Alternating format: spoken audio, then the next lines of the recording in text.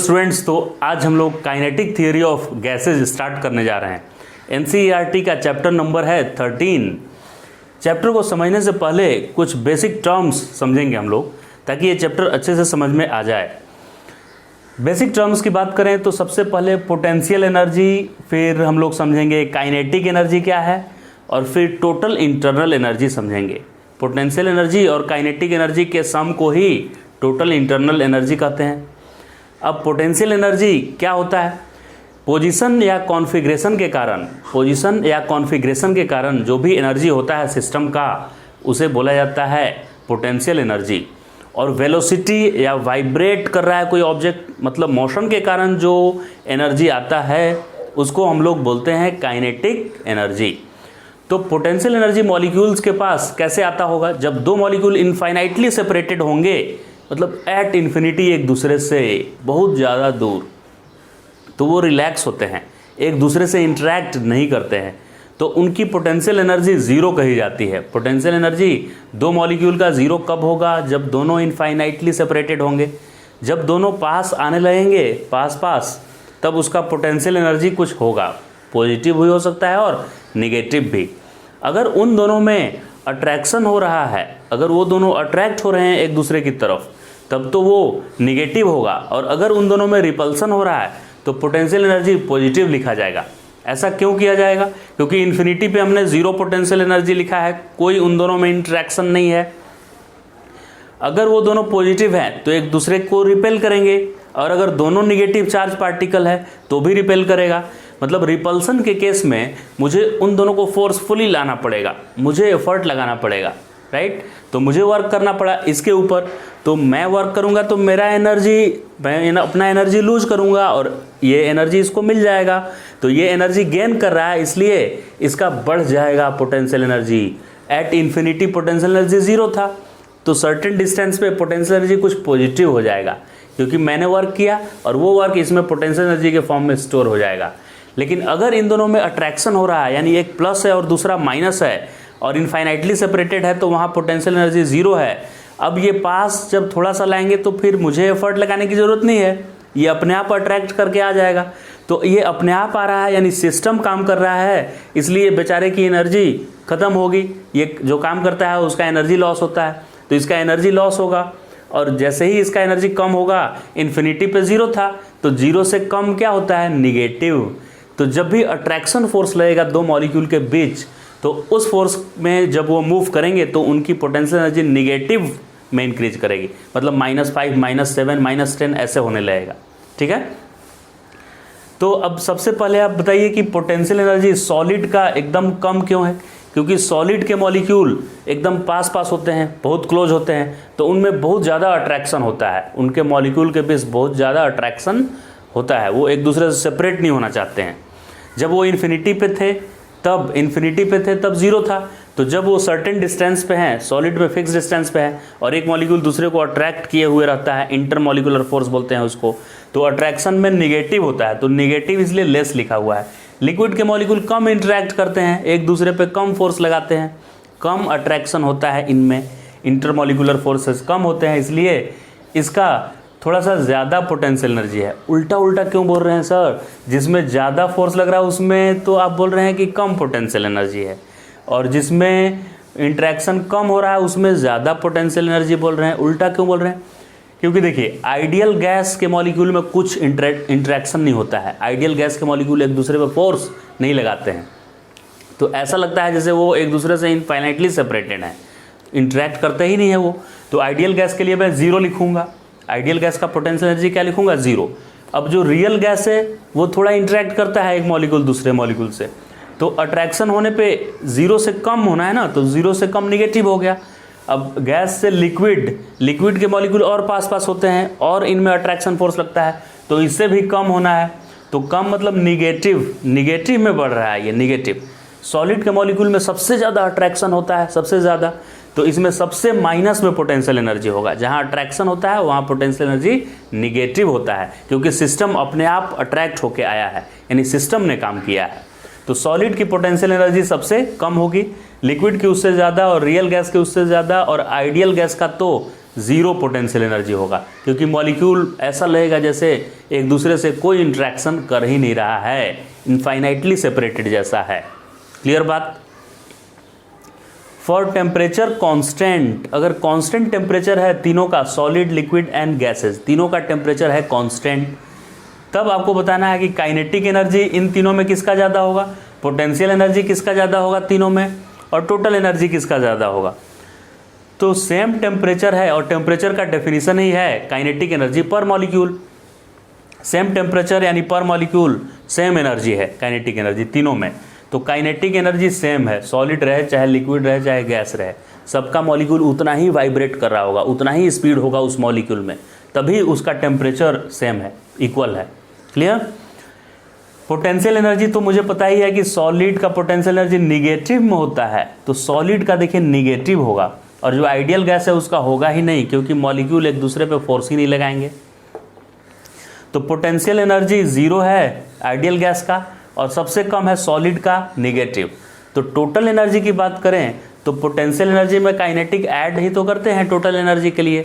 तो total internal energy देखिए इसका सबसे कम होगा सॉलिड का, क्योंकि ये काइनेटिक में कुछ माइनस कर देगा, ये तो बेचारा कुछ जीरो का जीरो है, तो जितना काइनेटिक है उतना ही टोटल है आइडियल गैस का, और ये सॉलिड और माइनस कर दे रहा है। काइनेटिक एनर्जी 10 है तो और -2 कर दिया, 8 हो गया, और तो क्या हो रहा है, टोटल इंटरनल एनर्जी मिनिमम हो गया सॉलिड का, क्योंकि सॉलिड का पोटेंशियल एनर्जी सब्ट्रैक्ट हो गया है, और गैस का जो काइनेटिक एनर्जी था वही पोटेंशियल एनर्जी था, तो गैस का मैक्सिमम रहा।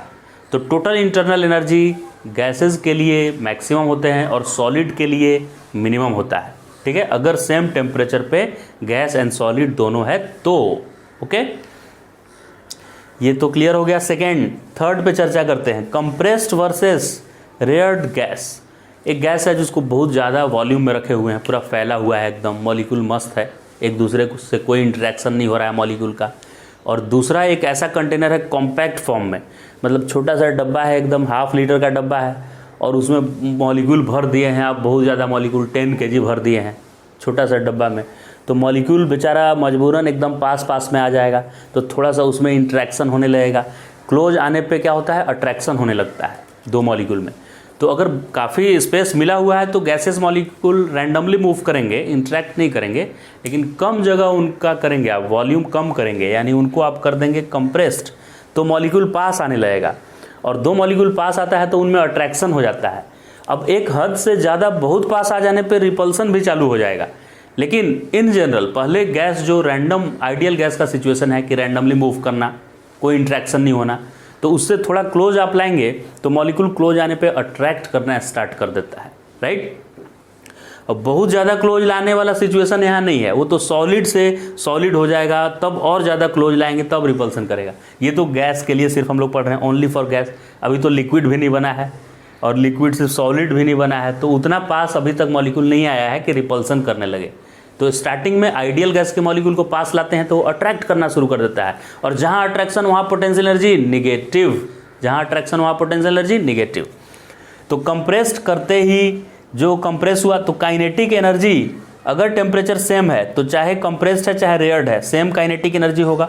पोटेंशियल एनर्जी की बात करें तो जिसको कंप्रेस्ड किए हैं उसके मॉलिक्यूल में इंट्रैक्शन बढ़ेगा, इंट्रैक्शन बढ़ने से उसकी कुछ निगेटिव हो जाएगी। इंट्रैक्शन बढ़ा तो इन्फिनिटी पे तो जीरो होता है, और इंट्रैक्शन बढ़ना मतलब ऐसा लगेगा जैसे इन्फिनिटी से पास आ गया, यानी अट्रैक्शन बढ़ गया उसमें, तो निगेटिव हो जाएगा पोटेंशियल एनर्जी।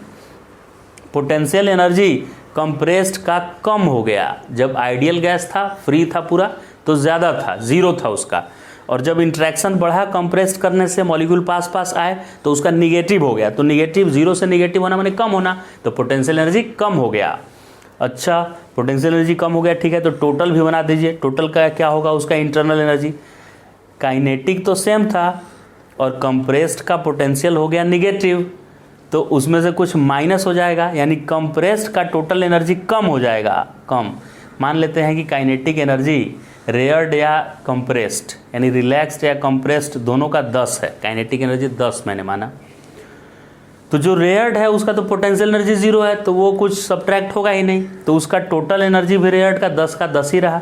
लेकिन कंप्रेस्ड का टोटल एनर्जी क्या हो गया, 10 में से 2 माइनस हो गया, क्योंकि पोटेंशियल एनर्जी -2 हो गया था, तो इसीलिए कंप्रेस्ड का टोटल एनर्जी भी कम हो गया। कंप्रेस्ड गैस का टोटल एनर्जी डिक्रीज हो जाता है। क्लियर है बात? नेक्स्ट कॉन्सेप्ट हमारा है एनटीपी और एसटीपी में डिफरेंस।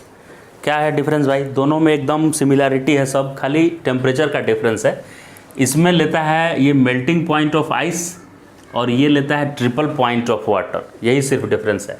273.15 केल्विन टेम्परेचर पे बर्फ पानी दोनों इक्विलिब्रियम पे रहता है, बर्फ और पानी। और 273.16 केल्विन पे मतलब 0.01 का खाली फर्क है, ये ट्रिपल पॉइंट होता है वाटर का, यानी सॉलिड स्टेट में और लिक्विड स्टेट में और गैसेस स्टेट में, तीनों ही स्टेट में अगर इस टेम्परेचर पे रख दें और प्रेशर उसके लिए अलग है तो उतने कंडीशन में तीनों इक्विलिब्रियम में रहता है। यानी कि न तो आइस से पिघलकर पानी बनता है और न ही पानी से वेपर बनता है और न ही वेपर से पानी कोई नहीं बनता है, तीनों इक्विलिब्रियम में रहता है इतने टेम्परेचर पे। तो ये ट्रिपल पॉइंट लिया हुआ है स्टैंडर्ड टेम्परेचर एंड प्रेशर में, और नॉर्मल टेम्परेचर एंड प्रेशर में मेल्टिंग पॉइंट ऑफ आइस लिया हुआ है। क्लियर हो गया? प्रेशर दोनों का सेम है, 1 एटमॉस्फेरिक दोनों में ही। और टेम्परेचर और प्रेशर इतना मेंटेन करेंगे तो कोई भी गैस 22.4 लीटर वॉल्यूम ऑक्यूपाई करेगा। इसमें भी 22.4 लीटर ही वॉल्यूम होगा। दोनों में बस टेम्परेचर का डिफरेंस है, वो भी 0.01 का। नेक्स्ट है specific heat capacity. Specific heat capacity क्या होता है? Heat required to increase unit mass of a substance through unit degree is specific heat capacity of that substance. तो कांस्टेंट वॉल्यूम पे स्पेसिफिक हीट कैपेसिटी देखा गया कि ideal gas का temperature के साथ नहीं बदल रहा है। मतलब एक कंटेनर का फिक्स कर दिए वॉल्यूम कि इतना वॉल्यूम है, अब उसको गर्म करेंगे, आप गर्म करें धीरे धीरे धीरे धीरे, तो उसमें आइडियल गैस का स्पेसिफिक हीट कैपेसिटी बदलता नहीं है। यानी 30 डिग्री से 31 डिग्री करने पे उतना ही हीट चाहिए उसको, या 10 डिग्री से 11 डिग्री भी करें तो उतना ही चाहिए। लेकिन रियल गैस के लिए ऐसा कुछ होता है कि स्पेसिफिक हीट कैपेसिटी तो पहले 0 होता है जब टेम्परेचर 0 है, तो जैसे जैसे टेम्परेचर बढ़ाते हैं उसका बढ़ने लगता है स्पेसिफिक हीट कैपेसिटी। यानी कि शुरू के 2 डिग्री से 3 डिग्री तक उसको कम हीट चाहिए होता है, और बाद के 11 डिग्री से 12 डिग्री 1 डिग्री का चेंज कराने के लिए ज़्यादा अमाउंट ऑफ हीट चाहिए होता है। लेकिन हायर टेम्परेचर पे जब बहुत ज़्यादा टेम्परेचर हो जाता है उसके बाद ये आइडियल गैस बन जाता है। यानी अब टेम्परेचर पे डिपेंड नहीं करता है इसका specific heat capacity at constant volume. वैसे भी high temperature and low pressure पे गैस आइडियल बिहेव करता है, आइडियल गैस के जैसा। तो आइडियल गैस, कोई भी गैस आइडियल गैस के जैसा कब बिहेव करेगा? तो हाई टेम्परेचर पे। देखिए बहुत ज़्यादा टेम्परेचर हो गया है तब आइडियल गैस के जैसा ही ग्राफ हो गया है स्ट्रेट। याद रहेगा ये बात? नेक्स्ट हम लोग मूव करते हैं, कोएफिशिएंट ऑफ वॉल्यूम एक्सपेंशन की बात ये कर रहा है कि गैस का कोएफिशिएंट ऑफ वॉल्यूम एक्सपेंशन या कोएफिशिएंट ऑफ प्रेशर बात कर रहा है ये। यानी किसी भी गैस का वॉल्यूम टेम्परेचर बढ़ाने पे कैसे बदलता है, तो वो 1/273 पर डिग्री सेल्सियस है। यानी 1 डिग्री सेल्सियस टेम्परेचर बढ़ाएंगे तो उसका जितना भी इनिशियल वॉल्यूम था उसका 1/273 टाइम्स वॉल्यूम बढ़ जाएगा, कीपिंग प्रेशर कांस्टेंट। अगर आप प्रेशर को कांस्टेंट रखते हैं, प्रेशर मेंटेन करना है आपको कि उतना ही प्रेशर रहे प्रेशर, और गैस का टेम्परेचर बढ़ा दिए, 1 डिग्री गैस का टेम्परेचर बढ़ा दिए तो मॉलिक्यूल ज़्यादा इधर उधर दीवार को टक्कर मारने लगेगा। और आपने क्या किया है, प्रेशर बढ़ने नहीं देना है। प्रेशर बढ़ने नहीं देना है तो मॉलिक्यूल को और जगह चाहिए, खाली जगह, तो उसका वॉल्यूम बढ़ाना पड़ेगा। कितना वॉल्यूम बढ़ेगा? तो पहले जितना भी वॉल्यूम था उसका 1/273 इतना वॉल्यूम बढ़ जाएगा पहले से। तो 1 डिग्री सेल्सियस टेम्परेचर बढ़ने पे इनिशियल वॉल्यूम का 1/273 टाइम्स वॉल्यूम बढ़ जाता है। तो ये था coefficient of volume expansion. Next है Boyle's law, Charles law, Gay-Lussac's law. तीनों एक साथ हम लोग समझते हैं क्योंकि तीनों याद करने में काफ़ी डिफिकल्टी होता है, भूल जाते हैं कि कौन से लॉ में क्या कांस्टेंट है। तो ये ट्रिक याद रखेंगे, त प व TPV याद रखेंगे। TPV पढ़ाई करने के लिए, कोई भी काम करने के लिए तपस्या करना पड़ता है, तपना पड़ता है उसके लिए। तो त प व याद रखिएगा ये। तो स्टार्टिंग से ऑर्डर में तो नाम याद ही होता है, बॉयल्स, चार्ल्स, गैलुजैक्स, ऐसे भी अल्फ़ाबेटिकली भी ऑर्डर में है, पहले बी आता है, फिर सी, फिर उसके बाद जी आता है। तो तब प्रभाव में अगर टी कांस्टेंट है तो बॉयल्स लॉ, पी कांस्टेंट है तो चार्ल्स लॉ, और वी कांस्टेंट है तो गैलुजैक्स लॉ, ये होगा। और P V equal to N R T, ideal gas equation से आप रिलेट कर सकते हैं कि जब टी कांस्टेंट रहेगा, टी कांस्टेंट रहेगा, ये आर और एन तो कांस्टेंट रखना है, नंबर ऑफ मोल, और यूनिवर्सल गैस कांस्टेंट ये है, गैस कांस्टेंट का वैल्यू होता है 8.31 जूल पर मोल पर केल्विन। तो देखिए टी कांस्टेंट बन गया, ये बेचारे पहले से ही कांस्टेंट है, इनको मैं हटा देता हूँ, हट जा भाई, ये गया। तो अगर टी कांस्टेंट हुआ तो क्या P inversely proportional to V हो जाएगा, वी नीचे आ जाएगा। तो यही तो बॉयल्स लॉ है। बॉयल्स लॉ बोलता है कि अगर टेम्परेचर कांस्टेंट है तो प्रेशर वॉल्यूम के इनवर्सली प्रोपोर्शनल होगा। चार्ल्स लॉ क्या बोलता है कि अगर प्रेशर कांस्टेंट है, प्रेशर कांस्टेंट कर दें तो वॉल्यूम टेम्परेचर में रिलेशन डायरेक्टली हो गया। तो चार्ल्स बोलता है कि at constant pressure volume is directly proportional to temperature. और गैलुजैक्स लॉ क्या बोलता है कि अगर वॉल्यूम कांस्टेंट है तो v को मैं कांस्टेंट रख दूंगा, वॉल्यूम कांस्टेंट है तो p और t में क्या रिश्ता हो गया, p is directly proportional to temperature. तो इस तरह से तीनों लॉ को आप रिलेट करके याद कर सकते हैं। क्लियर हो गया, ये तीनों बॉयल्स, चार्ल्स और गैलुजैक्स लॉ। एक इंपॉर्टेंट पॉइंट ये है कि इन सब लॉ में आपको ये जो टेम्परेचर है ना वो डिग्री सेल्सियस में लिखेंगे तो गलत हो जाएगा, ये टेम्परेचर आपको केल्विन में लिखना है, केल्विन में लिखिएगा, ध्यान रखना है इसको। फिर R, P V equal to N R T में आर होता है गैस कांस्टेंट 8.31 जूल पर मोल पर केल्विन। इसमें अगर इस गैस कांस्टेंट को एवोगाड्रो नंबर से डिवाइड कर दें, एवोगाड्रो नंबर कितना है, जैसे 12, आपके पास 12 मार्कर है ये, तो हम बोलते हैं 1 दर्जन है। तो ऐसा ऐसा आपके पास कितना मार्कर हो जाए, 6.023 इंटू 10⁻23, उतने सारे नंबर को 1 मोल बोला जाता है। अगर उतना सारा पेन है आपके पास तो 1 मोल पेन है। उतना सारा एटम है, कितना, एवोगाड्रो नंबर इतना एटम है तो उसको बोलेंगे 1 मोल एटम। उतना मॉलिक्यूल है तो 1 मोल मॉलिक्यूल कहा जाएगा। मतलब वो ये जो है ना एवोगाड्रो नंबर एक नंबर है। तो सर ये पॉइंट में कैसे है, 6.023, ऐसे फ्रैक्शन में कैसे पेन होगा, तो ये फ्रैक्शन नहीं है, ये 10⁻23, इसमें ऐसे 23 जीरो लगाइए तो पॉइंट हटाएंगे तो 3 जीरो को ख़त्म कर देगा तो 20 जीरो होगा। मतलब 6023 के सामने 20 जीरो है, ये इंटीजर ही है, फ्रैक्शन नहीं है। पॉइंट को हटा के और 3 जीरो को इसमें से कैंसिल कर दीजिए तो ये क्या बन जाएगा, इंटीजर। तो ये एक बहुत बड़ा नंबर है एवोगाड्रो नंबर, राइट। तो अगर आप गैस कांस्टेंट को एवोगाड्रो नंबर से डिवाइड करते हैं n0 से, यानी इससे, तो उसका वैल्यू आता है 1.38 इंटू 10⁻⁻23 जूल पर केल्विन। ठीक है, तो ये दोनों याद रखना है, R भी याद रखना है और K भी याद रखना है, और ये तीनों तो लॉ याद हो ही गया होगा। ठीक है।